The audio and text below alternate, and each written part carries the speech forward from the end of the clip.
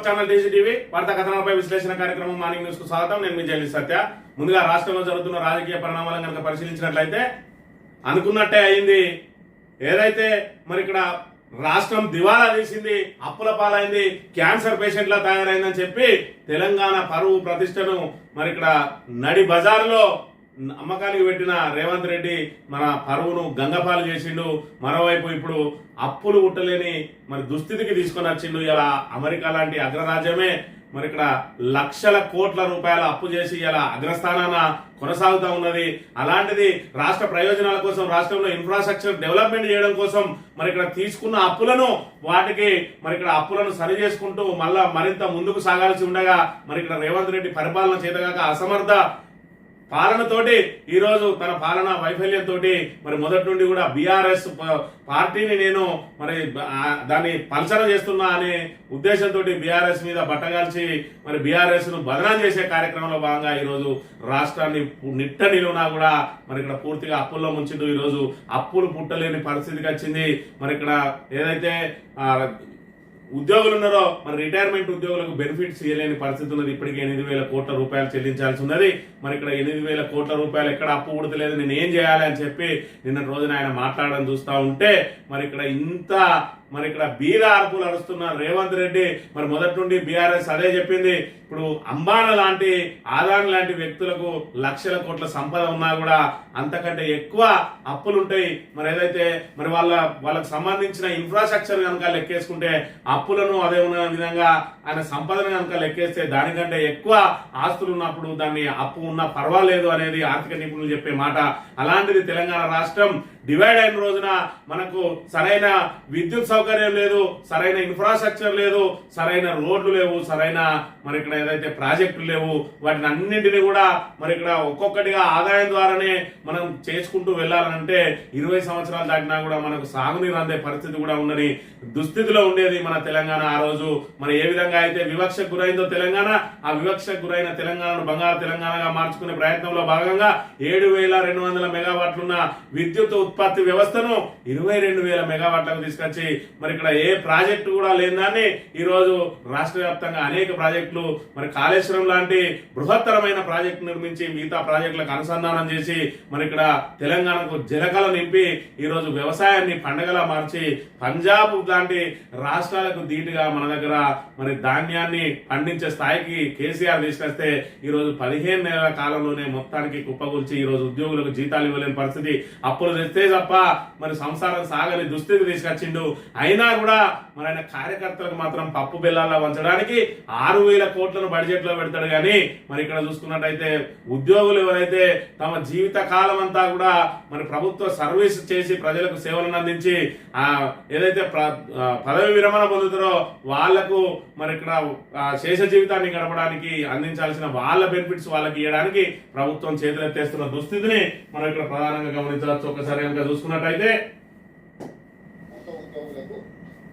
Retirement benefits నా దగ్గర pending ఎట్లా తీసుకొచ్చేయాలా?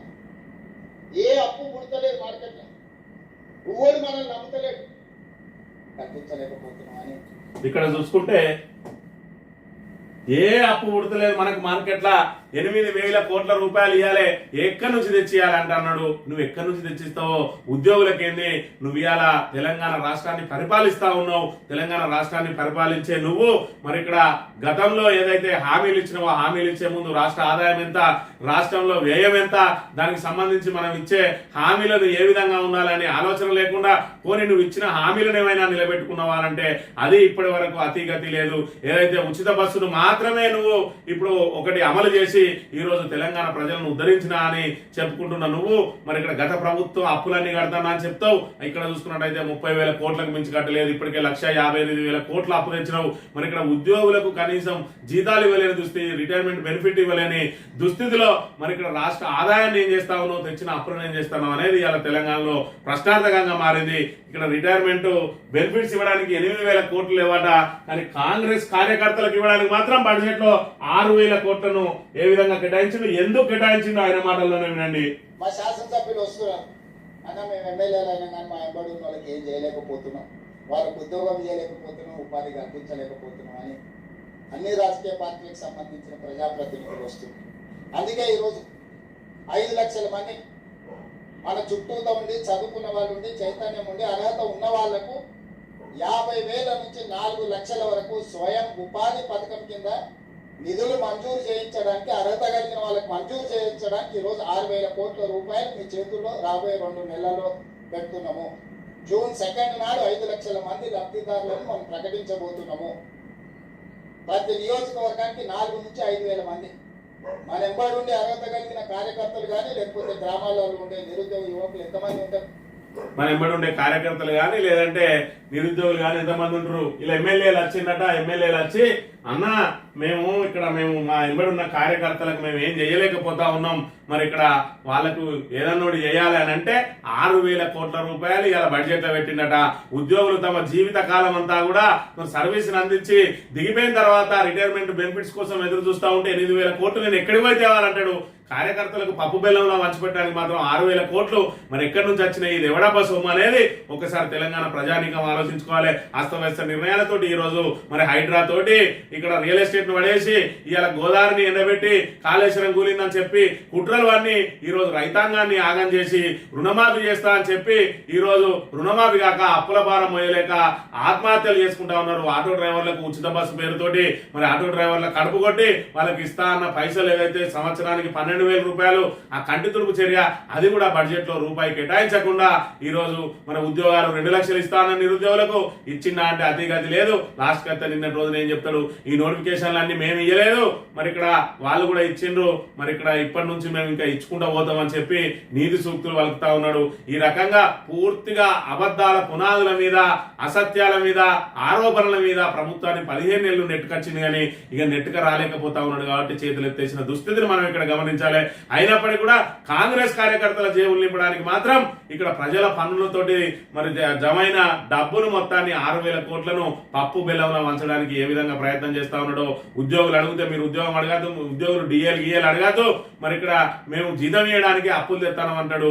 మరి ఇక్కడ కార్యకర్తల జేబులు ఎవడబ్బ సొమ్మని నింపుతా ఉన్నాడు. పోనీ ఇది యువ వికాసం అనేది ఏదైనా మరి వాళ్ళకు 6 గ్యారంటీలలో ఉన్నదానంటే 6 గ్యారంటీలలో ఉన్న యువ వికాసాన్ని మరి వేరేది వైపు మరల్చి మరి యువ వికాసం అంటే విద్యా భరోసా కార్డు ఇస్తాడు. ఆ విద్యా భరోసా కార్డు మరి తుంగలో దొక్కి ఈ రోజు కాంగ్రెస్ కార్యకర్తల జేబులు నింపే కార్యక్రమానికి తెరలేపి ఈ రోజు మరి ఇక్కడ తెలంగాణ రాష్ట్రాన్ని నిట్ట నిలువున ముంచుతున్న పరిస్థితిని మనం ఇక్కడ ప్రధానంగా గమనించాలి. అందుకే ఇప్పటికే మరి జాతీయ మీడియా మనలో ఒక ఆట ఆడుకుంటా ఉన్నది. దేశాల్లో మరి ఇక్కడ తలెత్తుకుని తిరిగిన అగ్రభాగాన నిలిపిండు తెలంగాణను. మరి 10 సంవత్సరాల పాటు కేసీఆర్ ఇవాళ కాంగ్రెస్ మార్పు పేరుతో రావడంతో మరి పూర్తిగా తిరమర అయిపోయింది. మన మార్పు ఏ విధంగా అయిందంటే ఉమ్మడి ఆంధ్రప్రదేశ్ లో ఏ రకమైన గోసలు ఉండేది, నీటి కోసం గోస, సాగునీటి కోసం గోస, తాగునీటి కోసం గోస, ఉద్యోగాల కోసం గోస, ఆఖరికి జీతాల కోసం గోస, డిఏల కోసం గోస, పిఆర్సీ కోసం గోస. మరి ఈ రకంగా ఆఖరికి ఏదైతే గురుకులాల్లో మరి ఇక్కడ బ్రహ్మాండమైన చదువులు చదువుకుంటూ ప్రైవేట్ కు ధీటుగా ఏదైతే చదువులు సాగుతుండేనో ఆ గురుకులాలను మృతి ఘోరాలుగా మార్చి మరణ ముదంగా మోగించే స్థాయికి చేరింది ఈ రోజు కాంగ్రెస్ పరిపాలన అనే విషయాన్ని మనం ఇక్కడ ప్రధానంగా గమనించాలి. ఇక అదనంగా మరి 6 గ్యారెంటీలతో పాటు 7వ గ్యారెంటీ అమలు అవుతున్నది. మంత్రిలో అయితే ఖచ్చితంగా అమలు అవుతా ఉన్నది. ఇక్కడ చూసుకున్నట్టయితే మరి అక్రమ కేసులతోటి ఏ విధంగా వేధిస్తా ఉన్నారు అనే విషయాన్ని ఒక్కసారి మనం గమనించినట్టయితే మరి ఇక్కడ చూడండి, మంత్రిలో నిన్నటి రోజున ఏదైతే మద్దని మండల పార్టీ అధ్యక్షుడు ఐలి ప్రసాద్ అని చెప్పి ఆయన నిన్నటి రోజున ఒక ఫిర్యాదు చేసిండు. ఇక్కడ సోషల్ మీడియాలో అనిష్ట వ్యాఖ్యలు చేసిన వారిపై కఠిన చర్యలు తీసుకోండి అని మరి ఏదో దేశద్రోహుల మీద లేదంటే మరి రేపిస్ట్ల మీద మర్డర్ల మీద మరి ఇక్కడ ఏదో కంప్లైంట్ ఇస్తే తీసుకున్నట్టు ఏ సాక్షాత్తు మరి ఎస్ఐ గారికి ఇస్తే సరిపోద్ది. ఇక్కడ సిఐ గారే మరి ఇక్కడ దగ్గరుండి కేసు నమోదు చేయించిన అంశాన్ని ఒకసారి మనం గమనించినట్టయితే ఇక్కడ ముందుగా ఫిర్యాదు కనుక చూసినట్టయితే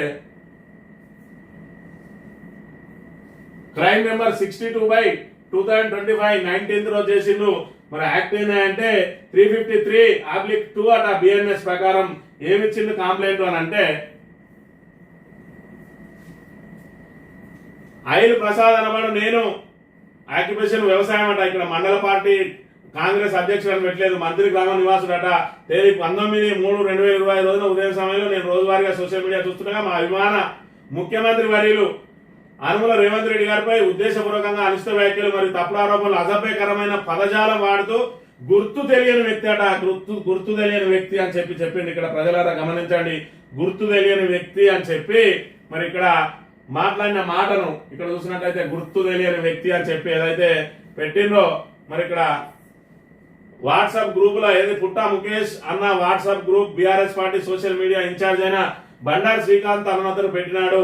ఆయన ప్రతిసారి సోషల్ మీడియాలో పెడతాడట. ఏం పెట్టినాయంటే మరి ఇక్కడ ఆయన పెట్టింది ఏంటిది అని అంటే, ఎవరైతే ఇందులోనే పేర్కొన్నారు గుర్తు తెలియని వ్యక్తి అన్నాడు. ఇక్కడ చూసినట్టయితే మరి ఆయన ఇచ్చిన అదే ప్రెస్ నోట్ లో ఏమున్నదంటే, అనిష్ట వ్యాఖ్యలు చేసిన వారిపై కఠిన చర్యలు తీసుకోవాలి. కాంగ్రెస్ పార్టీ మండలాధ్యక్షుడు ఐలి ప్రసాద్ అక్కడనేమో వ్యవసాయం చేసిన ఆయనే ఇక్కడికి వచ్చారు మండలాధ్యక్షుడు అయిండు. ముఖ్యమంత్రి రేవంత్ రెడ్డి మంత్రి దుద్దిల శ్రీధర్పై ఉద్దేశపూర్వకంగా అనిష్ట వ్యాఖ్యలు తప్పుడు ఆరోపణలు అసభ్యకరమైన పదజాలం వాడుతూ కొండా రవీందర్ అని మీకు తెలిసినప్పుడు కొండా రవీందర్ మీద మెన్షన్ ఎందుకు చేయలేదు, పేరు ఎందుకు మెన్షన్ చేయలేదు అని అంటే, ఇక్కడ చూసుకున్నట్టయితే కొండా రవీందర్ మీద మెన్షన్ చేస్తే మరి ఇక్కడ ఏదైతే ఆయన దళితుడు కాబట్టి మరి ఇక్కడ దళితులు అంటే మాకు చాలా మరి ప్రేమ ఉంటది. మరి ఇక్కడ చూసుకున్నట్టే బండారు శ్రీకాంత్ అండ్ అదర్, ఈ అదర్ ఎవరా అంటే కొండ రవీందర్. మరి ఇక్కడ ఎఫ్ఐఆర్ ఎందుకు పెట్టలేదంటే, ఈ ఎఫ్ఐఆర్ అనేది బయటకు వస్తే దళితుల మీద కేసులు పెడతానని అంటారు. ఎందుకంటే దళిత జనోద్ధారకుడు కదా శ్రీధర్ బాబు, అందుకని చెప్పి దళితుల మీద కేసు పెడతానని అంటే మరి ఇక్కడ మన మీద దళితుల లోపల మన మీద వ్యతిరేకత ఏర్పడే అవకాశం ఉంటాయి కాబట్టి దొడ్డిదారణ పెట్టండి అని చెప్పిండ్రు. దొడ్డిదారణ అంటే ఆయన ఆధారం పెడితే రేపు మరి ఇక్కడ కోర్టులోకి పోయినప్పుడు ఛార్జ్ షీట్ లో ఆ రోజు కొండ రవీందర్ పేరు వస్తుంది. అప్పటికి ఇదంతా సమసిపోతాయి కాబట్టి దళితుల మీద కేసు పెట్టినట్టుండదు. దళితులను కేసులు పెట్టాలి, వేధించాలి, కానీ మనకు వేధించినట్టు ఎవరికి కనబడద్దు. రెండోది బండారు శ్రీకాంత్ ఏం చేసిండే అని అంటే, పుట్టామాదు చేసే కార్యక్రమాలు ఏ ఉన్నా కూడా వాటన్నింటినీ కూడా సోషల్ మీడియాలో పెడతాడు. ఆ సోషల్ మీడియాలో పెట్టడం తప్పట. ఇక్కడ చూసుకున్నట్టయితే మంత్రిని అక్రమ కేసులకు నిలయంగా మారింది. మొన్నటికి మొన్న మరి అక్కడ సముద్రాల రమేష్ అనే వ్యక్తి మీద ఎస్సీ ఎస్టీ నా మీద అయితే ఇప్పటికి 11 కేసులు పెట్టిండ్రు. గుళ్ళో తాగి తందనాలు ఆడుతా అంటే ఆ తాగి తందనాలు ఆడిన వ్యక్తుల మీద కేసులు పెట్టరు, కానీ తాగి తందనాలు ఆడుతాను ఇదే పద్ధతి గుడిని అపవిత్రం చేసిందని చెప్పి ప్రశ్నిస్తే మరి కేసులు పెడతా ఉన్నారంటే పోలీసుల పరిస్థితి ఏ విధంగా దిగజారింది అని అంటే, వాళ్ళ దిగజారడానికి నిదర్శనం ఇగో ఈ రకంగా ఆఖరికి ఇదేదో పెద్ద కేసు అయినట్టు సిఐఎస్ఐ ఇద్దరు కలిసి ఇక్కడ నుంచి తీసుకున్నారు. దీని ఉద్దేశం ఏంటి అని అంటే, మరి ఇక్కడ సోషల్ మీడియా బీఆర్ఎస్ వాళ్ళ మీద ఎన్ని కేసులు పెడితే వాళ్ళకి ఇక్కడ సర్వీస్ బుక్ లో అన్ని మరి రైట్లు పడతా ఉంటాయి. వీళ్ళకు రేపు మళ్ళా పోస్టింగ్ మంచిది దక్కాలంటే నువ్వు బీఆర్ఎస్ వాళ్ళ మీద ఎన్ని కేసులు పెట్టినావు అనేదే ప్రాతిపదిక. కాబట్టే మరి ఇక్కడ వీళ్ళు మంత్రి నియోజకవర్గంలో ఉవ్విళ్ళు ఉడతాండ్రు. ఎవరు కంప్లైంట్ తెస్తారా, నేను కేసు బుక్ చేస్తా అంటే నేను కేసు బుక్ చేస్తా అని చెప్పి ఇటు మంత్రి, అదే విధంగా ఇటు ముత్తారం, ఇటు రామగిరి, ఇటు కమాన్పూర్ ఎస్ఐలు అయితే తహతహలాడతాను పెట్టాలని. వీళ్ళందరికీ కూడా ఈయననే బాసు కాబట్టి సిఐ మరి ఈయన పర్యవేక్షణలో మరి ఇక్కడ వాళ్ళు కేసులు పెట్టడానికి కొంచెం వెనుక ముందు అయినా ఇదే పద్ధతి అని చెప్పి ఒకవేళ ఎస్ఐలు అనుకున్నా కూడా బలవంతంగా వాళ్ళ మీద పెట్టి కేసులు పెట్టిస్తానని చెప్పి మరి ఆరోపణలు కూడా ఉన్నాయి. మరి రాజుగారు ఇది మీకు తగునా, సిఐ గారు ఒకసారి ఆలోచన చేయాలి. ఈ రకంగా తప్పుడు కేసులు పెట్టుకుంటా పోతా అంటే మరి ఇక్కడ మీకన్నా కొంచెం అని అనిపించలేదా ఇది కేసు పెట్టదగ్గ అంశమా పెట్టదాని అంశమా? మరి నిజంగానే పెట్టినట్టయితే ఆయన గుర్తు తెలియని వ్యక్తి అని పెట్టాల్సిన అవసరం అనేది. మంతని మండలానికి సంబంధించిన బీఆర్ఎస్ యూత్ అధ్యక్షుడు కొండ రవీందర్, ఆయన పేరు తెలియదా ఐలి ప్రసాద్ నీకు? మరి అలా గుర్తు తెలియని వ్యక్తి అని పెట్టిన వారంటే మీ డొంక తిరుగుడు మరి ఏ విధంగా ఉన్నది, మీ డొంక తిరుగుడు ఏషాలు, మీ దొంగేషాలు ఏ విధంగా ఉన్నాయి అనేది ఇక్కడ కనబడుతూనే ఉన్నది. శ్రీధర్ బాబుకు దళితులను వేధించాలి, కానీ దళితులను వేధించినట్టు జనాలకు మాత్రం తెలియదు. అందుకని చెప్పి కొండ రవీందర్ పేరు పెట్టకుండా బండారు శ్రీకాంత్ పేరు పెట్టి ఆ పోరాన్ని ఇంకోసారి బయట ఎక్కడ కూడా పోస్టులు పెట్టకుండా వేధించాలనేది వీళ్ళ వ్యూహం. మరోవైపు కొండ రవీందర్ మీద కూడా కేసు కావాలి, కానీ ఆ కేసు అయినట్టు ఎవరికి తెలియదు, శ్రీధర్ బాబు పెట్టించినట్టు ఎవరికి తెలియదు. అందుకని చెప్పి గుర్తు తెలియని వ్యక్తి అన్నాడు. ఇప్పటికైనా ఆ మాట్లాడింది ఎవరో, నీకు మంత్రి మండల యూత్ అధ్యక్షుడు ఎవరో, బీఆర్ఎస్ యూత్ అధ్యక్షుడు ఎవరో ఉంది, నువ్వు కాంగ్రెస్ మండలాధ్యక్షునిగా ఎట్లా కొనసాగుతానో మరి అనే విషయాన్ని ఐలి ప్రసాద్ ఒకసారి మననం చేసుకోవాలి. ఇక వీళ్ళ పరిస్థితులు ఏ విధంగా ఉన్నాయని అంటే, ఇక్కడ చూసుకున్నట్టయితే చివరి ఆయకట్టు రైతు సోదరులకు సాగునీరు అందిస్తున్న మంత్రికి కృతజ్ఞతలట. కాంగ్రెస్ పార్టీ కిసాన్ సెల్ జిల్లా అధ్యక్షుడు ముస్కుల సురేందర్ రెడ్డి చెప్తా ఉన్నాడు. మంత్రి చివరి ఆయకట్టు రైతులకు సాగునీరు అందిస్తున్న ఐటీ పరిశ్రమల శాఖ మంత్రి దుద్దిల శ్రీధర్ బాబుకు కాంగ్రెస్ పార్టీ కిసాన్ సెల్ జిల్లా అధ్యక్షుడు ముస్కుల సురేందర్ రెడ్డి ఒక ప్రకటనలో కృతజ్ఞతలు తెలిపారట. మరియు ఈ టైలెంట్ ప్రాంత రైతులు ఏమనుకుంటారో ఒకసారి మండలం గుంజపాడు గ్రామం రైతు దొడ్డిపల్ల శ్రీనివాస్ కెనాలి వాటర్ అందాక ఇబ్బంది అవుతుంది మాకు. వాటర్ బంద్ చేశారు. మాకు వాటరు ఇంతగా కావాలి. చెరువు ఆయకట్టు చెరువులకు అద్దె నీళ్ళు బంద్ చేశారు. నేను ఒకరోజు ఇచ్చారు. మాకు నీళ్ళు అందాక మా పొలాలు ఇట్లు ఉన్నాయి. ఇది పరిస్థితి. ఒకవైపు ఏమో పంటలు ఎండిపోయి రైతులు నానా ఇబ్బందులు పడతా ఉంటే కృతజ్ఞతలు చెప్పుకుంటా ఉన్నారు. అంటే రైతులను మరి ఇక్కడ ఇబ్బందులు పడతా ఉంటే వాటి జనం దృష్టికి రాకుండా ప్రజలను ఏమార్చే ప్రయత్నం ఏ విధంగా చేస్తా ఉన్నారు కాంగ్రెస్ నాయకులు అనే విషయాన్ని మనం ఇక్కడ చూడాలి. ఇక్కడ చూసుకున్నట్టయితే రైతులు మానేరులో ఏ విధంగా గోసపడతా ఉన్నారు. మంత్రి నియోజకవర్గం ఓడేడు మానేరు పరిస్థితి చూసుకున్నట్టయితే పూర్తిగా ఎడారిలా మారింది. రైతులు ఇందులో బోర్లు వేసుకుంటా ఉన్నారు. ఆ బోర్ పట్టిపోతే మళ్ళీ 10,000 పెట్టి మళ్ళీ బోర్ వేసుకోవాలి. ఈ దుస్థితి ఉన్నది ఇక్కడ. మరి ఇక్కడ చూసుకున్నట్టయితే ఇళ్ళకెళ్ళి భగీరథ ప్రయత్నం చేస్తూ రైతులు నానా ఇబ్బందులు పడతా ఉంటే ఇక్కడ కాంగ్రెస్ నాయకులకు మాత్రం ఇక్కడ మొత్తం సస్య శ్యామలంగా కనబడతా ఉన్నది తెలంగాణ సమాజం. అదేవిధంగా మంతని నియోజకవర్గం అయితే మొత్తం పంటలతోటి తులతూగుతా ఉన్నది. అందుకే సార్కు మరి ఇక్కడ కృతజ్ఞతలు తెలియజేస్తా ఉన్నాడు. కాంగ్రెస్ నాయకులు ఇప్పటికైనా ఫీల్డ్ మీదకి పోయాలి. ఫీల్డ్ మీదకి పోయి ఎక్కడెక్కడ పంటలు ఎండుతున్నాయో దానికి ఏ రకంగా నీళ్లు అందించే అవకాశం ఉన్నదో ప్రయత్నం చేయాలి. కానీ ప్రజలను మభ్యపెట్టే ప్రయత్నం చేస్తే రైతులు మీ మీద తిరగబడి మీకు బుద్ధి చెప్పే అవకాశం కూడా ఉంటుందనే విషయాన్ని మీరు గమనించాలి. వార్తా కథనాన్ని పరిశీలించినట్టయితే నమస్తే తెలంగాణలో మరి నిన్నటి రోజున సూర్యాపేట జిల్లా మన పర్యటనకు వెళ్ళిండు కేటీఆర్. మరి కేటీఆర్ అనేది ఏదైతే బీఆర్ఎస్ యుద్ధం స్టార్ట్ చేసింది మరి ఇక్కడ ప్రభుత్వం మీద ఏదైతే ప్రజా వ్యతిరేక విధానాలు, అసమర్థ పాలన వైఫల్యాలు నిన్నగడుతూ ప్రజా ఉద్యమాల ద్వారా ప్రభుత్వం మెడలు వంచే కార్యక్రమంలో భాగంగా నిన్నటి రోజున సూర్యాపేటకు పోతే జనం నీరాజనం పలికిండ్రు. ఇక్కడ చూసుకున్నట్టయితే గుండె ధైర్యం గులాబీ జెండానే. కాంగ్రెస్ అబద్ధ ప్రచారాలతోనే ఉండం పోయింది అధికారమే అభిమానం కాదు. ప్రజల గుండెల్లో ఉంచి పుట్టిన పార్టీ బీఆర్ఎస్ పై పగతో రైతులకు రేవంత్ కోస. ఢిల్లీ ప్రజల ఖాతాల్లోకి రైతు బంధు పైసలు. గౌరవ కాంగ్రెస్ తో పాండవులా కొట్లాడదాం. ఫీనిక్స్ పక్షిలా లేస్తాం. అధికారంలోకి వస్తాం. దేశంలో ఉద్యమ అధికార ప్రతిపక్ష పాత్ర పోషించిన ఏకైక పార్టీ బీఆర్ఎస్ మాత్రమే. 15 నెలల్లో జనం కేసీఆర్ కావాలంటున్నారు. బీఆర్ఎస్ లక్ష్యంగా ఒకటైన కాంగ్రెస్ బీజేపీ. సీఎం రేవంత్ రాజకీయాల్లో పిగ్మీ కేటీఆర్ ధ్వజం అని చెప్పి మరి ఇక్కడ చూసుకున్నట్టయితే ఉద్యమ పార్టీగా ప్రారంభమై మరి తెలంగాణను సాధించి ఆ తర్వాత ఏదైతే అధికార పార్టీగా 10 ఏళ్ళ నుండి ఆ తర్వాత ఇప్పుడు ప్రతిపక్ష పార్టీగా 15 నెలల నుంచి 3 పాత్రలు కూడా విజయవంతంగా పోషించిన ఏకైక పార్టీ మరి బీఆర్ఎస్ పార్టీ అని చెప్పి నిన్న రోజున ఆయన పేర్కొనడం జరిగింది. మరి తెలంగాణ ఉద్యమం కోసం యావత్ తెలంగాణ ప్రజానీకాన్ని ఒక్కతాటి మీదకి తీసుకొచ్చింది ఆ రోజు గులాబీ జెండా. మరి అదే విధంగా ఆ గులాబీ జెండాను నమ్ముకొని ఏదైతే అధికారంలో తీసుకొచ్చారో 10 సంవత్సరాల పాటు బంగారు తెలంగాణగా మారిస్తే మరి ఇక్కడ కాంగ్రెస్ అబద్ధాలతోటి మరి వాళ్ళు ఏమనుకున్నారంటే ఇంతకంటే ఇంకా గొప్పగా చేస్తారు కావచ్చు అనుకున్నారు. కానీ ఒక్కటి అర్థం చేసుకోవాలి, మార్పు అని అంటే అసలు మనం వచ్చిందే మరి ఇక్కడ తాగడానికి నీళ్లు లేవు, సాగు నీళ్లు లేవు, అదే విధంగా కరెంటు లేదు. మరి నానా రకాల ఇబ్బందులు పడ్డాం. మనకు వ్యవసాయం అనేది మరి ఇక్కడ అందరి ద్రాక్షగా ఉన్న రోజుల నుంచి వ్యవసాయాన్ని పండగ మార్చుకొచ్చి రైతుని రాజు చేసే కార్యక్రమంలో భాగంగా రైతు బంధు లాంటి పెట్టుబడి సాయం, అదే విధంగా మరి ఇక్కడ ఏదైతే ఆత్మహత్యలు చేసుకున్నా కూడా రైతులకు మరి ఇక్కడ నష్టపరిహారం అందని క్షణం ఏదైతే గతంలో ఉండేనో ఆ నష్టపరిహారం అందని పరిస్థితి నుంచి ఈ రోజు రైతు ఏ విధంగా చనిపోయినా ఆఖరికి సహజ మరణం పొందినా కూడా ఆ రైతు కుటుంబానికి ఆసరా ఉండే విధంగా రైతు బీమా లాంటి పథకాన్ని తీసుకొచ్చి దేశానికి ఆదర్శంగా నిలిచిన కేసీఆర్ ను సరిగ్గా అర్థం చేసుకోలేక మరి వీళ్ళు చెప్పిన అబద్ధాలతోటి మోసపోయి ఈ రోజు మరి తెలంగాణ రాష్ట్రాన్ని తీసుకుపోయి కాంగ్రెస్ చేతిలో పెడితే 15 నెలల్లో సర్వనాశనం చేసిండ్రు ఈ రోజు రాష్ట్రాన్ని అనే విషయాన్ని మనం ఇక్కడ గమనించాలి. దానికి తోడు రేవంత్ రెడ్డి బేల మాటలు మరి బీద అరుపులు ఏ విధంగా ఉన్నాయో కూడా యావత్ తెలంగాణ సమాజం కాదు మరి ఇక్కడ మొత్తం భారతదేశమే చూస్తా ఉన్నది. 6 గ్యారెంటీలను 100 రోజుల్లో అమలు చేస్తామన్నారు. ఇలా 100 రోజులు కాదు 500 రోజులు దాటినా కూడా అమలు చేయడం లేదు సరికదా. ఆఖరికి జీతాలు ఇవ్వలేని దుస్థితిలో ఉన్నాం.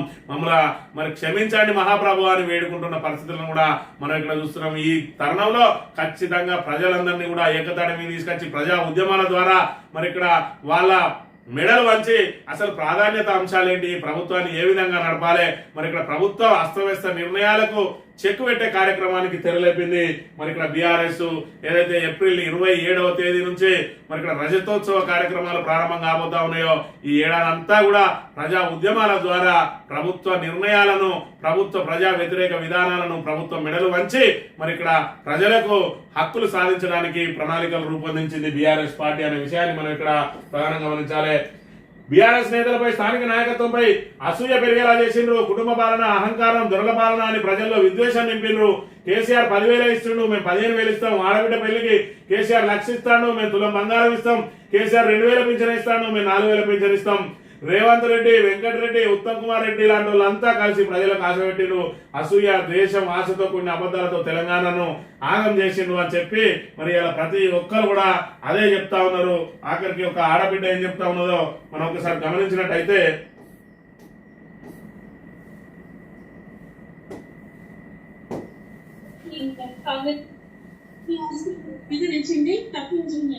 తప్పు ఎవరు క్షమించాలని అడగాలి. ప్రతి ఎట్లయితే ప్రస్తుతం మనలో మన అక్క చెల్లెలు అందరూ మన వినయాన్ని మేము తప్పు చేసించాలని అనుకుంటాను. మధ్యలో బయట చెప్పారు. నేనేమనుకుంటున్నా, మన రేవంత్ రెడ్డి ముఖ్యమంత్రి ఉంది కదా, ఫ్రీ బస్ పెట్టింది కదా, ఫ్రీ బస్ మన కోసం ఇంకా ఎంత కేసీఆర్ గురించి, రైతుల గురించి, మన గురించి ఎంత చేసింది ఆయన ఉండడం చెప్పాలి. ఫ్రీ బస్ వాడుకోవాలి. అక్క చెప్పాలి. రేవంత్ రెడ్డి ఫ్రీ బస్ పెట్టింది కదా, ఫ్రీ బస్ ను వాడుకోవాలి. ఇవాళ మన కోసం ఎంత చేసిండు కేసీఆర్. ఆ కేసీఆర్ కి ఇప్పుడు మనం ఏదైతే మనం ఆశపడి మోసపోయి గోసపడతా ఉన్నామో, ఇది కేసీఆర్ చెప్పినా మనం ఇల్లేదు కాబట్టి ఆయన మనం క్షమించమని చెప్పాలి. దానికి రేవంత్ రెడ్డి ఫ్రీ బస్ నే వాడుకోవాలి. వాడుకొని అందరం ఎవరికి వీలైనప్పుడు వాళ్ళు ఈ ఉచిత బస్ ఎక్కిపోయి కేసీఆర్ ను కలిసి, కేటీఆర్ ను కలిసి మనం క్షమించమని అడుగుదామని చెప్పి అక్క చెల్లెళ్ళు అంత పెద్ద మాట మాట్లాడుతా ఉన్నారు. ఎందుకయ్యానంటే ఈ రోజు సజావుగా సాగుతున్న తెలంగాణను చేజేతుల గంగపాలు చేసుకున్నాం, ఈ రోజు తినే అన్నంలో మట్టి కొట్టుకున్నాం అని చెప్పి వీళ్ళందరూ కూడా భావిస్తున్న పరిస్థితిని మనం ఇక్కడ ప్రధానంగా గమనించాలి. ఈ రకంగా మరి ఇక్కడ తెలంగాణ యావత్ ప్రజానీకం అంతా కూడా మరి ఇక్కడ ఏ రకంగా ఉన్నది అనే విషయాన్ని మనం గమనించాలి. ఆ రోజు ఓటమి చెందిన వెంటనే చెప్పిండు మరి కేసీఆర్, మీరేం అధైర్యపడకండి, మీరేం తొందరపడకండి, వాళ్ళను పని చేసుకొని ఇండ్రి, వాళ్లకు సంవత్సరం తిరగక ముందే బీఆర్ఎస్ ఎక్కడ ఉన్నా బీఆర్ఎస్ కోసం టార్చ్ లైట్ వేసుకొని మరి వస్తారు జనం. మరి ఇక్కడ వాళ్ళ అసమర్థ పాలన, వాళ్ళకు పరిపాలన చేత కాదు, ఖచ్చితంగా వాళ్ళు బొక్కబోరలా పడతారు. అప్పటి వరకు మనం ప్రభుత్వం మీద ఎలాంటి ఒత్తిడి తీసుకురావాల్సిన అవసరం లేదు అని అంటే మరి రేవంత్ రెడ్డి ఉల్టా చోర్ కొత్వాల్కే డహంటే అన్నట్టు మరి ఆయన పరిపాలన చేతగాక ప్రతిదాన్ని కూడా బీఆర్ఎస్ మీద నిబం నెట్టే కార్యక్రమాన్ని మొదలు పెట్టుకుంటూ వచ్చిండు. ఎస్ఎల్బిసి కూల్తేనేమో ప్రకృతి మరి వైపరీత్యం అంటాడు, అదే మేడిగడలో ఒక పిల్లర్ కొంగితే మాత్రం అసమర్థ పాలన అంటాడు. అదే విధంగా ఫార్ములా ఈ రేసు మరి ఇక్కడ పెడితే దానికి సంబంధించి 55 కోట్లు దుర్వినియోగం అంటాడు. మరి ఇక్కడ అందాల పోటీలు పెడితే మాత్రం మనకు పెట్టుబడులు వస్తాయి అంటాడు. ఏం బ్యూటీ పార్లర్లు పెడతావా రేవంత్ రెడ్డి అందాల పోటీలు పెడితే? అదే ఫార్ములా ఈ రేసు పెడితే ఇక్కడ ఎలక్ట్రిక్ ఆటో మొబైల్ రంగానికి హైదరాబాద్ ను హబ్ గా తయారు చేసే ప్రయత్నం రేవంత్ రెడ్డి చేస్తే ఈ ఫార్ములా ఈ రేసు అంటే ప్రపంచ వ్యాప్తంగా మరి ఉద్దండులు వస్తారు, పారిశ్రామికవేత్తలు వస్తారు. అదే విధంగా మన ఆటో మొబైల్ రంగానికి మనం హైదరాబాద్ హబ్ గా కాబోయే అవకాశం ఉండే దాన్ని అప్పనంగా రద్దు చేసి మరి ఇక్కడ కేటీఆర్ మీద బురదల్లే ప్రయత్నం చేసి దానిలో కూడా మరి ఇక్కడ ఏదైతే ఆయన అనుకున్న లక్ష్యాన్ని సాధించలేకపోయిండు. కేటీఆర్ ను ఏ విధంగా జైలుకు పంపాలని చెప్పి శతవిధాల ప్రయత్నాలు చేస్తూ నానా కేసులు పెట్టే ప్రయత్నం చేస్తా ఉన్నాడు. అయినా కూడా మరి ఇక్కడ వాళ్ళు చేసిన తప్పులు లేకపోవడంతో అప్పనంగా దొరికిండు. మరి నువ్వేమో ఆ రోజు చూసుకున్నట్టయితే మరి 50 లక్షలు మరి ఎమ్మెల్యే కొనుగోలు చేయడానికి 50 లక్షల డబ్బు సంచులతోటి మరి ఇక్కడ రెడ్ హ్యాండెడ్ గా దొరికినావు. అదే విధంగా జన్వాడ ఫామ్ హౌస్ లోకి మరి అక్కడ ఏదైతే ఆ డ్రోన్లు పంపించినావు, ఇవాళ నీ చేతిలో అధికారం ఉన్నాయి కాబట్టి ఆ కేసు కొట్టేయించుకున్నావు. మరి ఇక్కడ చూస్తే నువ్వు అదే విధంగా మన కేటీఆర్ చేయాలంటే నీలాగా మరి ఏదన్నా తప్పు చేస్తే దొరకబట్టాలి, కానీ తప్పులను మీద రుద్దితే ఎవరు కూడా మరి తెలంగాణ సమాజం హర్షించదనే విషయాన్ని ఒకసారి రేవంత్ రెడ్డి మననం చేసుకోవాలి. ఇప్పటికైనా కక్ష సాధింపుల కోసం నేను జైలుకు పంపడమే నా ధ్యేయం అన్నట్టుగా కాకుండా నీ సీటును నువ్వు కాపాడుకుంటూ తెలంగాణ ప్రజలకు ఏదో ఒక మేలు చేయి. ఇంత చిన్న వయసులో నీకు ఒక మంచి అవకాశం వచ్చింది, నువ్వు అందరిని తొక్కుకుంటూ వచ్చినా అంటున్నావు. ఏదైతే ఉత్తమ్ కుమార్ రెడ్డిని దొక్కినావు, బట్టి విక్రమార్కని దొక్కినావు, కోమటిరెడ్డి వెంకటరెడ్డిని దొక్కినావు, మరి ఇక్కడ శ్రీధర్ బాబుని దొక్కినావు, వీళ్ళందరినీ దొక్కుకుంటా అయ్యాల ముఖ్యమంత్రి అయిన నువ్వు మరి వీళ్ళందరికంటే మరి ఇక్కడ ప్రజల లోపల నీ స్థానాన్ని సుస్థిరపరచుకోవాలి. కానీ ఈరోజు కొడంగల్కు పోతే నిన్ను తరిమి కొట్టేటట్టున్నారు జనం, అక్కడ నిన్ను డిపాజిట్ లేకుండా ఓడిస్తారు. నువ్వు నెక్స్ట్ ఎట్టి పరిస్థితుల్లో కొడంగల్లో మాత్రం నామినేషన్ రేవంత్ రెడ్డి నీకు మరి మా పరంగా ఒక సలహా ఇస్తా ఉన్నాం. సూర్యాపేటలో కేటీఆర్ భారీ రోడ్ షో, రోడ్డుకి ఇరువైపులా జనం, గులాబీ నేతకు ఆత్మీయ స్వాగతం. ప్రతి గులాబీ సైనికుడు వరంగల్ బాటపట్టాలి, పార్టీ రజతోత్సవ సభకు లక్షలాదిగా తరలి రావాలి. మరి ఇక్కడ ఏప్రిల్ 27వ తేదీన ఏదైతే సభ నిర్వహించబోతా ఉన్నారో ఆ సభకు లక్షలాదిగా తరలి రావాలంటే ఈ రోడ్ షో కార్యక్రమం చేస్తే మరి జన నీరాజనం పలికిండ్రు. ఎక్కడ చూసుకున్నా కూడా మరి ఇక్కడ రోడ్ల మీద జనం నిలబడి స్వాగతం పలికిండ్రు అని అంటే కాంగ్రెస్ ప్రభుత్వం మీద ఉన్న వ్యతిరేకతనంతా కూడా మరి ఇక్కడ వాళ్ళు వెలుగుస్తున్న అంశాన్ని మనం చూడవచ్చు. ఈ యొక్క మాజీ సర్పంచ్ అట రామన్న సేవ్ తెలంగాణ వెక్కేడిసిన మాజీ సర్పంచ్ రాదా, పంటలెండుతుంటే గుండె తరుక్కుపోతున్నది, ప్రజలకు కాంగ్రెస్ ప్రభుత్వం నరకం చూపిస్తున్నది, సంతోషం అంతా కళ్ళ ముందే చెదిరిపోతున్నది, రాష్ట్రంలో మహిళలకు రక్షణ లేకుండా పోయింది, రేవంత్ సర్కార్ తీరుపై విసిగెత్తిన ఆడబిడ్డ కంటతడి, సభలో కేటీఆర్ ఎదుట ప్లకార్డులు పట్టుకొని ఆవేదన అని చెప్పి ఈ అక్కకు ఏడవాల్సిన దుస్థితి ఎందుకు వచ్చింది? ఈ రోజున్న ప్రభుత్వం గత 10 సంవత్సరాల నుంచి పరిపాలన ఏ విధంగా ఉండేది, ఈ రోజు చూసుకున్నట్టయితే 15 నెలల్లో పరిపాలన ఏ విధంగా ఉన్నదనే విషయాన్ని చూసి ఆమె కంటతడి పెట్టి సేవ్ తెలంగాణ అని చెప్పి ఒక ఆడబిడ్డ అడుగుతా ఉన్నది, కంటతడి పెట్టుకుంటానంటే మరి ఇక్కడ ఈ దుర్మార్గ ప్రభుత్వ పరిపాలన ఏ విధంగా ఉన్నదనే విషయాన్ని అయితే మనం ప్రధానంగా చూడవచ్చు. ఇక అప్పు పుట్టట్లే, మనల్ని ఎవరు నమ్మట్లే, ఉద్యోగుల రిటైర్మెంట్ బెనిఫిట్స్ 8,000 కోట్లు బాకీ ఉన్నాం, ఎక్కడి నుంచి తీసుకొచ్చి ఇవ్వాలి, అన్ని నోటిఫికేషన్లు మేమే ఇవ్వలేదు, వాళ్ళకు టీటీడీ మనకు వైటీడీఏ ధర్నాలు చేయడానికి అనుమతిస్తే మా మీదనే ధర్నాలు చేస్తున్నారు. కొలువుల పండుగ కార్యక్రమంలో సీఎం రేవంత్ రెడ్డి విచిత్ర వ్యాఖ్యలట, ఆయన ఏం మాట్లాడతాడో ఆయనకే అర్థం కాదు. మరి ఇక్కడ అప్పు పుట్టట్లేదట, మనల్ని ఎవరు నమ్మట్లేదట. మరి ఇక్కడ సిగ్గు శరం ఉన్న ఏ ముఖ్యమంత్రి అన్నా ఈ విధంగా మాట్లాడతారా? మొదటి రోజు నుంచి చెప్తా ఉన్నారు అప్పుల పాలైంది తెలంగాణ, అప్పుల పాలైందని తెలంగాణ అని మాట్లాడకు, అప్పుల కంటే మన ఆస్తులు 10 రెట్లు ఎక్కువ ఉన్నాయి. అలాంటప్పుడు మరి ఇక్కడ నువ్వు ఏ విధంగా అప్పులు పాలైనావని చెప్తావు? అప్పులు కాదు, మనకి ఇన్ఫ్రాస్ట్రక్చర్ ఏ విధంగా డెవలప్ అయింది, ఆ ఇన్ఫ్రాస్ట్రక్చర్ ను వాడుకుంటూ మరి ఇక్కడ నువ్వు ఏ విధంగా ముందుకు సాగాలి అనే విషయాన్ని మరి గమనించాలంటే ఈ రోజు నీకు అప్పు చేయాల్సిన అవసరం లేకుండా అన్ని వసతులు సమకూర్చిండు కేసీఆర్. మిషన్ భగీరథ ద్వారా మరి ఇంటింటికి నల్ల నీళ్లు ఉన్నాయి, దానికి 40,000 కోట్లు అయినాయి. ఆ 40,000 కోట్లను అప్పు చేయాల్సిన అవసరం లేదు, దాన్ని నెల నెల మెయింటెనెన్స్ చేసుకుంటూ దాన్ని సక్రమంగా వాడుకుంటే సరిపోతుంది. మరి మిషన్ కాకతీయ చెరువుల ద్వారా మరి ఇక్కడ గొలుసుకట్టు చెరువులన్నిటి కూడా పునరుజ్జీవం కల్పించిండు, దానికి నువ్వు రూపాయి ఖర్చు చేయాల్సిన అవసరం లేదు. కాళేశ్వరం లాంటి బృహత్తరమైన ప్రాజెక్టును సుమారు 90,000 నుంచి 1,00,000 కోట్ల మధ్యలో ఖర్చు చేసి కట్టిండు, వాటికి మళ్ళా నువ్వు ప్రాజెక్టు కట్టి 1,00,000 కోట్లు వెచ్చించాల్సిన అవసరం లేదు. మరి దాన్ని సక్రమంగా వాడుకుంటే సరిపోతుంది. అదేవిధంగా సీతారామ ప్రాజెక్టు, అదేవిధంగా మరి ఇక్కడ మీ పాలమూరు రంగారెడ్డి ప్రాజెక్టులు ఏవైతే మరి పెండింగ్ పనులు ఉన్నాయో వాటిని మరి త్వరగా పూర్తి చేసుకుంటూ వచ్చిన టైం ఉంటే నీకు ఇవన్నీ కూడా ఈ ఇన్ఫ్రాస్ట్రక్చర్ అంతా కూడా నీకు ఉపయోగపడేది. ఇక్కడ కాళేశ్వరం నిండబెట్టినావు, మిషన్ భగీరథను వదిలేసినావు, కాకతీయ కాలువలు నింపడానికి నీళ్లు లేవు. ఈ రకంగా పూర్తిగా రాష్ట్రాన్ని అప్రతిష్ట పాలు భ్రష్టు పట్టించి ఈ రోజు అప్పుల పాలైంది, క్యాన్సర్ పేషెంట్ లాగా తయారైందని చెప్పి మరి ఇక్కడ నువ్వే డప్పు కొట్టుకుంటా తిరిగితే ఇలా అప్పు పుడతలేదు అని చెప్తే ఎవడన్నా నేను అప్పుల పాలైనా నా దగ్గర ఏం లేదు, నేను రేపే ఎల్లుండా చచ్చిపోతా అంటే ఎవడు నీకు అప్పిస్తాడనే విషయాన్ని ఒకసారి మనం గమనించాలి. క్యాన్సర్ పేషెంట్ లాగా తయారైంది అని అంటే రాష్ట్రం కుప్పకూలబోతా ఉన్నావు. మరి రాష్ట్రం కుప్పకూలబోతున్నానికి ఎవరన్నా అప్పిస్తారా? ఎవడన్నా ఇంటి పెద్ద ఉన్నాడు, ఆ ఇంటి పెద్ద నాకు క్యాన్సర్ వచ్చింది 2 రోజుల్లో చచ్చిపోతానా, నాకు 10 లక్షలు అప్పు ఇవ్వంటే ఎవడిస్తాడో మరి ఒకసారి గమనించుకోవాలి. నాకు CMPF వచ్చేది ఉన్నది, లేకపోతే ఇంకోటి వచ్చేది ఉన్నది, లేకపోతే నా పొలం అమ్మకానికి పెట్టినా మరి 2-3 నెలల్లో మంచి బేరం రాగానే అమ్మిస్తా అంటే ఎవడన్నా అప్పిస్తాడు. కానీ మరి ఇక్కడ నేను చచ్చిపోతానా, క్యాన్సర్ వచ్చింది, నాకు నా పిల్లలకు పెళ్లి చేయాలి, ఒక 10 లక్షలు అప్పియండి, మీ అప్పు తీసుకొని నేను చచ్చిపోతా, మీకు ఎగ్గొడతా అన్నట్టుగా ఉన్నది రేవంత్ రెడ్డి పరిస్థితి చూస్తే.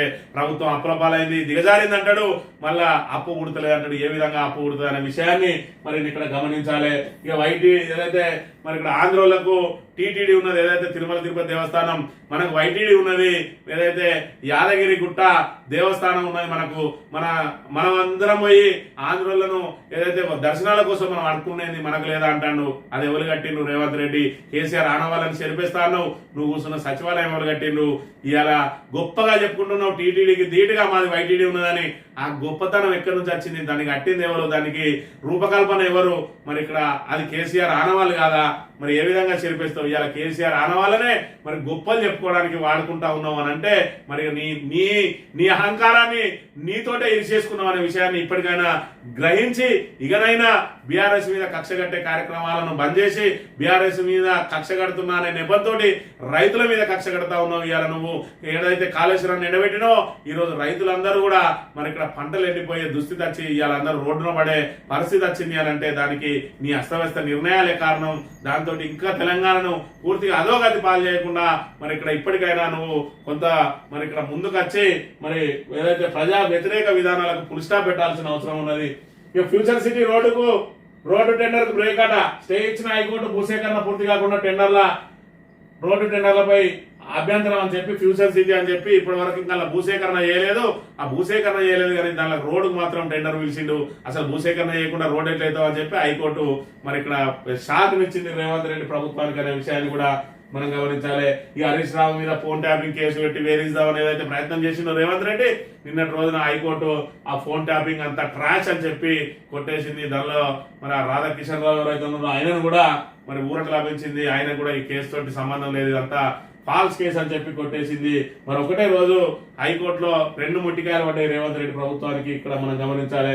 ఈ ఆగని ఏపీ నీటి దోపిడీ, సాగర్ నుంచి 25 రోజుల్లో 20 టీఎంసీలు మళ్లింపు, కుడికాలువ నుంచి నిత్యం 8,000 క్యూసెక్లు అడ్డుకొని కేఆర్ఎంబీ, పట్టింపలేని రాష్ట్ర సర్కార్. ఇటు తెలంగాణలో ఎండుతున్న పంటలు రాష్ట్రానికి పొంచి ఉన్న తాగునీటి గండం అని చెప్పి మరి ఇక్కడ నాగార్జున సాగర్ నుంచి రోజు 25 రోజుల్లో 25 టీఎంసీలు తీసుకుపోయినట.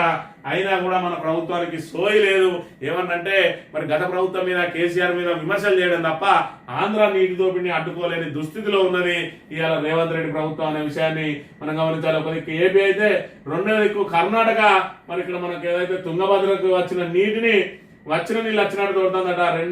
3.12 టీఎంసీలు ఉండాల్సింది మరి 0.7 టీఎంసీలకు తగ్గింది అని అంటే నీటి నిల్వలను దోసుకపోతుంటే కూడా దాన్ని అడ్డుకోలేని దుస్థితిలో ఉన్నది మరి కాంగ్రెస్ ప్రభుత్వం అనే విషయాన్ని మనం ఇక్కడ ప్రధానంగా గమనించాలి. తెలంగాణ దినపత్రికంగా చూసుకున్నట్టయితే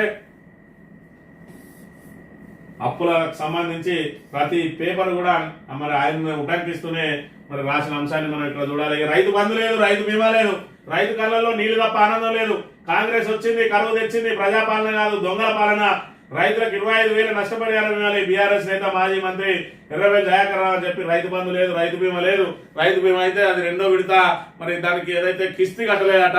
ఇప్పటి వరకు సుమారు 8 నుంచి 9,000 మంది రైతులు ఎవరైతే మరి వివిధ కారణాలతో మృతి చెందినో, ఆత్మహత్యలు చేసుకున్న రైతులతో సహా మరి ఎవరెవరైతే మృతి చెందినో వాళ్ళందరికీ కూడా మరి ఇక్కడ డబ్బులు కిస్తీ చెల్లిస్తేనే డబ్బులు ఇస్తామన్నాయి. మరి అవన్నీ కూడా అక్కడనే ఆగున్నాయి. గతంలో చూసుకున్నట్టయితే గత ప్రభుత్వం మరి ఎవరైతే రైతు మరణిస్తే మరి అది సహజ మరణమే కానీ, యాక్సిడెంటల్ డెత్ కానీ, పాము కాటే కానీ, కరెంటు షాకే కానీ వాళ్ళు చనిపోయినాక 5-6 రోజుల్లోపే మరి ఇంటికి తీసుకొచ్చి మరి చెక్-అప్ చెప్పేవాళ్ళు. ఇవాళ చూసుకున్నట్టయితే దానికోసం కూడా పైరవులు చేసుకోవాల్సిన దుస్థితిలో ఉన్నది ఈరోజు తెలంగాణ సమాజం. ఈ అన్నాల పోటీతో ఆదాయం వస్తుందట, యువతకు ఉద్యోగాలు వస్తాయి, రాష్ట్ర ఆదాయం పెరుగుతుంది, పెట్టుబడులు ఆకర్షించేందుకే మిస్ వరల్డ్ పోటీలు అని చెప్పి మరి మంత్రి జూపల్లి కృష్ణారావు చెప్తాడు. అందాల పోటీలతోటేమో ఆదాయం వస్తుంది, మరి ఫార్ములా ఈ రేస్ కేసుతోటేమో ప్రభుత్వం మునిగిపోతుందట. ఇలా వింత వాదన, వితండ వాదన ఎట్లున్నది అని అంటే, జిడిగింజ నీకు సిగ్గులేదా అని అంటే ఒళ్ళంతా నల్లగానే ఉన్నది, నాకేం సిగ్గు అన్నట్టు వీళ్ళు ఏం మాట్లాడతారో మరి ఇక్కడ వీళ్ళకి అర్థం కాని విషయం ఉన్నది. మేము ఏది చేసినా తప్పు, మేము చేస్తే సంసారం, ఎదుటి వాళ్ళు చేస్తే వ్యభిచారం అన్నట్టు రాష్ట్ర ప్రజలు ఈసడించుకుంటున్నా సరే మాకు వాళ్ళు ఏమన్నా చేసుకోరు, 5 ఏళ్ల దాకా మేము గిట్టునే చేస్తాం, తర్వాత మీరు మాకు ఓటేస్తారు లేకపోతే లేదు, మీరు ఎట్లా మాకు ఓటేయరు, ఇప్పుడే ఈ 5 ఏళ్ళు మేము తందనాలు ఆడతాం అన్నట్టుగా ఉన్నది వీళ్ళ పరిస్థితి చూస్తే అనే విషయాన్ని మనం ఇక్కడ గమనించాలి. ఏ కేసీఆర్ దమ్మందో తొందరలోనే చూస్తారు, మళ్ళీ గులాబీ జెండానే అధికారం తెలంగాణలో అగ్రగామిగా నిలిపిండని చెప్పి మరి ఇక్కడ జగదీష్ రెడ్డి నిన్న రోజున మాట్లాడిన మాటలను కూడా మనం ఇక్కడ గమనించాలి. ఇక నిన్నటి రోజున మరి సోమాయి కూడా ప్రెస్ క్లబ్ లో ఏదైతే విలేకరులు, జర్నలిస్టులు అందరూ కూడా మరి సమావేశం పెట్టిండ్రు. జర్నలిస్టులను బట్టలిప్పి కొడతా అని చెప్పి మరి ముఖ్యమంత్రి శాసనసభ సాక్షిగా మరి ఏదైతే అన్పార్లమెంటరీ పదాలు వాడిండో, మరోవైపు నా కుటుంబం మీద ఇట్లా రాత్ర ఒక్కొక్కరు తోడుకలు తిత్తా అన్నాడు. మరి రాగదేశాలకు అతీతంగా మరి ఇక్కడ ఏదైతే ఆ రాష్ట్ర ప్రజలందరూ కూడా నా పిల్లలే అని చెప్పి భావించాల్సిన సీఎం తన కుటుంబాన్ని వేరుగా చేసుకుని తన కుటుంబం కోసం ఏమైనా చేస్తా అని మరి ఇక్కడ అసెంబ్లీ సాక్షిగా నిరూపించుకున్నాడు. అదేవిధంగా జర్నలిస్టులు ఎవరో తెలుసుకోవాలని మిగతా వాళ్ళందరినీ క్రిమినల్స్ గా చూస్తా అని చెప్పిన నిన్న జర్నలిస్టులు అందరూ కూడా తీవ్రంగా వ్యతిరేకించిండ్రు ఆయన మాటలను అనే విషయాన్ని మనం ఇక్కడ గమనించాలి. సీఎం బూతులు మాట్లాడద్దు, రాజకీయ నాయకులు సంయమనం పాటించాలి, జర్నలిస్టులు స్వీయ నియంత్రణ చేసుకోవాలి, బూతులు ప్రచారం చేసే ఛానల్స్ ను మూసేయాలి, జర్నలిస్టుల అక్రమాలకు దాడులు జరగాదు. తెలంగాణ జర్నలిస్టుల ఆధ్వర్యంలో ప్రెస్ క్లబ్ లో రౌండ్ సభలు సమావేశం పాల్గొన్న కాంగ్రెస్ ఎమ్మెల్సీ అద్దంకి దయాకర్, మాజీ ఎమ్మెల్యే చంటి క్రాంతికిరణ్, బీజేపీ నేత ప్రకాష్ రెడ్డి అండ్ జర్నలిస్టులు మరి ఇక్కడ చూసినట్టయితే రేవంత్ రెడ్డి అసలు దీనికి ఆద్యుడు ఎవరా అంటే రేవంత్ రెడ్డి గతంలో ప్రతిపక్షంలో ఉన్నప్పుడు అదే విధంగా మాట్లాడిండు, అధికార పక్షంలోకి వచ్చిన తర్వాత అదే మాట్లాడిండు. ఇవాళ స్వీయ నియంత్రణ చేసుకోవాలి జర్నలిస్టులని ఇటు కలుపుతా ఉన్నాడు. ముందుగాలు స్వీయ నియంత్రణ చేసుకోవాల్సింది రేవంత్ రెడ్డి. ఆయన బూతులనే మరి ఇక్కడ తెలంగాణ సమాజం అనుసరిస్తా ఉన్నది. ఏ జర్నలిస్ట్ కూడా ఇప్పటి వరకు బూతులు మాట్లాడలేదు. కావాలంటే మరి ఎవరైతే ఆ ప్రభుత్వం మీద ఆక్రోశం వెళ్ళగప్తా ఉన్నారో దాన్ని ప్రసారం చేసేది కావచ్చు, కానీ జర్నలిస్ట్ అయితే బూత్ మాట్లాడలేదు. కానీ స్వయంగా ముఖ్యమంత్రి బూతులు మాట్లాడుతూ ఉన్నాడు. మరి ఇక్కడ ఏదైతే సోషల్ మీడియా గురించి మాట్లాడుకుంటూ మెయిన్ స్ట్రీమ్ మీడియాను గొప్పగా మాట్లాడుతున్న రేవంత్ రెడ్డి మరి ఆయన అసెంబ్లీలో ఆక్రోశం వెలగక్కిన మరుసటి రోజే స్టేషన్ కర్పూర్కి వెళ్ళి అక్కడ మరి మాజీ ముఖ్యమంత్రిని, తెలంగాణ తొలి ముఖ్యమంత్రిని తాగుబోతుగా వర్ణించడం, అది ఒక ఆంధ్ర పేపర్ ఏదో ఆంధ్రజ్యోతి లాంటి చెత్త పేపరు దాన్ని అదే హెడ్డింగ్ పెట్టి రాసింది. మరి ఆ జర్నలిస్ట్ మీద ఎందుకు కేసు పెట్టరు, ఆ పత్రిక మీద ఎందుకు కేసు పెట్టరు, అది మాట్లాడిన రేవంత్ రెడ్డి మీద ఎందుకు కేసు పెట్టరు, మరి మీ బట్టలు కూడా ఊడదీస్తారని చెప్పి నిన్న రోజున తీవ్రంగా మాట్లాడిన మాటలను కూడా మనం ఇక్కడ ప్రధానంగా గమనించవచ్చు. ఛత్తీస్గఢ్ లో భారీ ఎన్కౌంటర్, బీజాపూర్ కాంకేర్ జిల్లాలో కాల్పులు, బీజాపూర్ లో 26 మంది, కాంకేర్ లో 4 మంది అమరుడైన ఒక జవాన్ అని చెప్పి ఛత్తీస్గఢ్ లో పూర్తిగా నక్సల్ చేరువేత కార్యక్రమం మరి శరవేగంగా సాగుతా ఉన్నది. ఇప్పటికే మరి ఇక్కడ సుమారు 200 మంది మరి ఆల్రెడీ హతమైండ్రు. మరి ఇక్కడ పూర్తిగా కూడా నక్సల్ చేరువేత కార్యక్రమానికి సెంట్రల్ అదే విధంగా స్టేట్ ఉమ్మడి కార్యాచరణతో ముందుకు సాగుతూ ఎక్కడికక్కడ జల్లెడ పడుతూ మరి ఇక్కడ వాళ్ళని ఏరేస్తున్న పరిస్థితిని మనం ఇక్కడ చూడాలి. ఛత్తీస్గఢ్ లో నెత్తుడు దారా అని సాక్షి దినపత్రిక మరి ఇక్కడ చెప్తున్నది. అప్పు గురించి అయితే మరి పేరు గొప్పగా ఉంది, అప్పు పుట్టకున్నదేట. అప్పు పుట్టకుండా చేసింది ఎవరు అనే విషయాన్ని మనం ఇక్కడ ప్రధానంగా గమనించాలి. ఇక్కడ చూసుకున్నట్టయితే సెలబ్రిటీల చుట్టూ బెట్టింగ్ యాప్స్ ఉత్సవం అని చెప్పి మరి తెలంగాణ చిత్రసీమ మీద మరి రేవంత్ రెడ్డి ఎందుకు పగబట్టిండో అర్థం కాని విషయం. ఇక్కడ సెలబ్రిటీల చుట్టే మరి ఇవన్నీ సాగుతా ఉన్నాయి. ఎప్పుడు ఏ అవసరం ఏ అవకాశం వచ్చినా ఏదైతే ప్రభుత్వం మీద ఎక్కడ వ్యతిరేకత వచ్చినా కూడా ఏదో ఒక అంశాన్ని ముందుకు తీసుకొచ్చి దాన్ని అటువైపు మరల్చే ప్రయత్నం చేస్తా ఉన్నాడు. అందులో భాగంగా ఇప్పుడు ఏదైతే రైతులకు నీరు లేక, సాగునీరు లేక నానా రకాల ఇబ్బందులు పడతా ఉన్నారో, అదేవిధంగా పెట్టుబడి సాయం అందక, రుణమాఫీ కాక, బోనస్ రాక రైతులను మరి ఇక్కడ రోడ్లెక్కుతున్న పరిస్థితులలో ఒక వివాదాస్పదమైన నిర్ణయం తీసుకుని మరి సుమారు 25 మంది సెలబ్రిటీల మీద కేసు పెట్టి ఈ సెలబ్రిటీలు అందరూ కూడా టీవీల ముందుకు వచ్చిన తర్వాత ఈ అంశం అంతా కూడా సెలబ్రిటీల చుట్టూ తిరిగి ఈ వేసవిని మరి నెట్టేసుకుపోవాలని చెప్పి ప్రయత్నం చేస్తా ఉన్నాడు. దానికోసం అవసరమైతే తేపకొక్కలను అరెస్ట్ చేసి వీళ్ళ దృష్టి అంతా కూడా అటువైపు మరల్చడానికి మరి ప్రయత్నం చేసే సునీల్ కనుగోలు పిఆర్ స్టెంట్ లో భాగమే ఈ రోజు ఇది. మరి దాని పేరుతోటి ఇలా చలనచిత్ర నటులను, సెలబ్రిటీలను వేధించుక తింటే ఈరోజు హైదరాబాద్ కేంద్రంగా ఉన్న చలనచిత్ర పరిశ్రమ కూడా తరలిపోయే ప్రమాదం ఉన్నది. ఇప్పటికే తెలంగాణను సర్వనాశనం చేసిన రేవంత్ రెడ్డి ఇంత చలనచిత్ర పరిశ్రమను కూడా తరివేస్తావా? మరి ఇక్కడ తెలంగాణలో మరి భ్రష్టు పట్టించే కార్యక్రమాలు ఏమన్నా ఆపేయాలని చెప్పి మరి ఇక్కడ తెలంగాణ సమాజం కోరుతా ఉన్నది. ఇక దేవా ఒక్క మోటార్పై ఆధారపడి ఉన్న 50 నుంచి 65 వేల ఎకరాల్లో పంటల భవితవ్యం అని చెప్పి దేవాదుల ప్రాజెక్టును తీసుకొచ్చి మేము మరి దీన్ని ప్రారంభిస్తా ఉన్నాం. బీఆర్ఎస్ ప్రభుత్వం అప్పుడు దీని మీద నిర్లక్ష్యం వహించింది, మేము చేస్తామని చెప్పి మరి ఇక్కడ గొప్పగా వచ్చి అక్కడ మేము స్టార్ట్ చేస్తామని చెప్పి కనీసం ట్రయల్ రన్ కూడా చేయకుండా ప్రారంభోత్సవానికి వచ్చి మరి అక్కడ అబాసు పాలైనరు మంత్రులు ఇద్దరు కూడా. మరి దాంతో మేము ఇక్కడనే ఉంటాం, మీరు రిపేర్ చేయండి, రిపేర్ చేసినాక ఇన్నే ఉంటామని చెప్పి అక్కడ ఆగినా కూడా అది రిపేర్ కాలేదు, ఇప్పటికి కూడా రిపేర్ కాలేదు. 3 మోటార్లలో కనీసం ఒక్క మోటార్ రిపేర్ చేయాలని చెప్పి ప్రయత్నం చేస్తా ఉన్నారు. ఇప్పటికే 50 నుంచి 65 ఎకరాల పంట భవిష్యత్తు అంతా కూడా ఆ మోటార్ల మీద ఆధారపడినట. ఆ ఒక్క మోటార్ ఆనైనా కూడా 50 నుంచి 65 ఎకరాలకు మరి నీరందించే అవకాశం లేదు. ఇప్పటికే పంటలు ఎండిపోతా ఉన్నాయి. అది రిపేరు ఈరోజు అయితేనే అయినట్టు, లేకపోతే వాళ్ళకు దేవుడే దిక్కనే విషయాన్ని కూడా మనం గమనించాలి. బడే బాయ్ చోడే బాయ్ ఇద్దరు ఒకటే. ప్రధాని మోడీ, సీఎం రేవంత్ పై ధ్వజమెత్తిన కేటీఆర్ అని చెప్పి మరి ఇక్కడ దానికి సంబంధించిన వార్త ప్రచురించింది. అదేవిధంగా జగదేక నగరానికి అతిలోక సుందరి మే 10న హైదరాబాద్ లో మిస్ వరల్డ్ పోటీలు, గచ్చిబౌలి స్టేడియంలో తొలి ప్రోగ్రాం, మే 31న హైటెక్స్ లో గ్రాండ్ ఫినాలే, రానున్న 140 దేశాల సుందరిమణులు చార్మినార్లో షాపింగ్, షామహల్ లో డిన్నర్, పోచంపల్లి చీరగట్టి కనువిందు చేయనున్న విదేశీ వంటలు, రాష్ట్ర అవతరణ దినోత్సవంలో పాల్గొనున్న మిస్ వరల్డ్ 2025 అట. మరి ఇక్కడ మిస్ వరల్డ్ పోటీలు మరి ఇక్కడ మన దగ్గర నిర్వహిస్తానంటే అందరు కూడా ఆహ్వానించదగ్గదే. కానీ మరి ఇక్కడ ఈ ఫార్ములా ఈ రేసు పోటీలు నిర్వహించినప్పుడేమో రాష్ట్రానికి నష్టం వస్తుంది, అందాల పోటీలు నిర్వహిస్తేనేమో లాభం వస్తుంది. ఎట్లా అనేది మరి రేవంత్ రెడ్డి సర్కార్ చెప్పాలి. ఈ అందమైన భావాలు అందరూ వస్తే ఇక్కడ మరి పెట్టుబడులు వస్తాయట. మరి ఇక్కడ ఏ పెట్టుబడులు వస్తాయంటే బ్యూటీ పార్లర్లు వస్తాయా, లేదంటే కాస్మెటిక్స్ కంపెనీలు వస్తాయా, లేదంటే ఫెయిర్ అండ్ లవ్లీ కంపెనీలు వస్తాయా? మరి రేవంత్ రెడ్డికే తెలవాలి. ఆటోమొబైల్ రంగాన్ని విస్తరించడానికి హైదరాబాద్ ఆటోమొబైల్ రంగం ఏదైతే ఎలక్ట్రిక్ ఆటోమొబైల్ రంగానికి హబ్గా చేయడానికి నిర్వహించిన మరి ఫార్ములా ఈ రేస్, దానికోసం అనేక దేశాలు పోటీ పడితే మరి మన దేశంలో అనేక రాష్ట్రాలు పోటీ పడ్డా కూడా హైదరాబాద్కు తీసుకొచ్చిన ఘనత కేటీఆర్ అయితే దాన్ని అప్పనంగా వదిలేసిన ఘనత మరి ఇక్కడ రేవంత్ రెడ్డిది. దాన్ని కూడా విషం చిమ్మడానికి వాడుకొని మరి చివరికి అబాస్ పాలైండు. ఇప్పుడేమో దీని ద్వారా పెట్టుబడులు వస్తాయంటాడు. దాని ద్వారా ఎందుకు పెట్టుబడులు రావు, దీని ద్వారా ఎందుకు పెట్టుబడులు వస్తాయో తెలంగాణ సమాజమే మరి గమనించాలి. పంచుకు తింటే పట్టు వచ్చినట్ట, దళితులను బీసీలను క్యాబినెట్ నుంచి తీసేస్తే పాలనపై పట్టు చిక్కినట్ట. నువ్వే చెప్పినావు కదా మాకు పట్టు లేదు పరిపాలన మీద, ఇంకా మాకు సమయం కావాలని అన్నావు. మరోవైపు బేల సూపులు చూస్తా ఉన్నావు, మరోవైపు బీరార్పులు అరుస్తా ఉన్నావు, ఎక్కడ అప్పు ఊడతలేదు అంటున్నావు. మరి నీకు నిజంగానే పరిపాలన మీద పట్టు ఉంటే మరి నీకు ఎందుకు అప్పు ఊడతలేదో నువ్వే చెప్పాలి. నీ ఏదైతే మరి దీనమైన మాటలు మరి నీ అసమర్థ పాలనతోటి ఇవాళ తెలంగాణ ప్రభుత్వం పూర్తిగా భ్రష్టు పట్టిపోయింది. ఇంకా మంది మీద మరి ఏదో మాట్లాడుకుంటూ బట్టగాల్సి మీదేసే అంశాలను ఇకనన్నా బంద్ చేయి రేవంత్ రెడ్డి.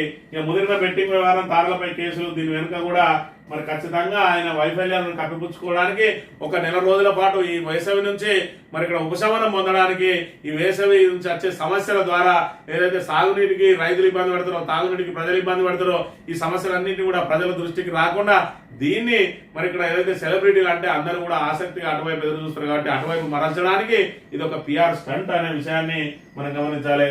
వచ్చే ఏడాది పాదయాత్ర బీఆర్ఎస్ మళ్ళీ అధికారంలోకి తేవడమే లక్ష్యం. ఈ ఏడాదంతా పార్టీ సంస్థాగత నిర్మాణంపై దృష్టి. రేవంత్ ను కాపాడుతున్న కిషన్ రెడ్డి, బండి సంజయ్, తెలుగువారి కోసం నాడు ఎన్టీఆర్, తెలంగాణ కోసం నేడు కేసీఆర్, సూర్యాపేటలో శ్రేణులు బీఆర్ఎస్ శ్రేణులతో కేటీఆర్ అని చెప్పి వచ్చే ఏడాది నుంచి పాదయాత్ర స్టార్ట్ చేయబోతా ఉన్నారట. అందులో భాగంగా బీఆర్ఎస్ ను మళ్ళీ అధికారంలో తేవడమే లక్ష్యం. ఇవాళ చూసుకున్నట్టయితే బీఆర్ఎస్ ను అధికారంలోకి తీసుకురావడానికి మీరు పాదయాత్రలు కానీ లేదంటే ఇంటింటికి తిరిగి బొట్టు పెట్టే కార్యక్రమాలన్నీ ఏది చేయాల్సిన అవసరం లేదు. ఇవాళ ప్రజలే బీఆర్ఎస్ ను అధికారంలోకి తీసుకురావడానికి వాళ్ళే తమ భుజ స్కంధాల మీద వేసుకొని ప్రచారం చేయడానికి సిద్ధంగా ఉన్నారు. కాంగ్రెస్ ను బొందబెట్టడానికి వీళ్ళందరూ కూడా గ్రామాన రాబోయే ఎన్నికల్లో ఏకగ్రీవ తీర్మానాలు చేసి కాంగ్రెస్ లను ఊళ్ళో కూడా అడుగుపెట్టనియరు. మీరు అంత పెద్ద శ్రమ పడాల్సిన అవసరం లేదనే విషయాన్ని కూడా మీరు ఇక్కడ గమనించాలి. వీళ్ళతోటి ఏదైతే సందట్లో సడేమియా అని మధ్యలో కుంటినగా లెక్క తెలంగాణలో వచ్చేసాడు అధికారం మనదే.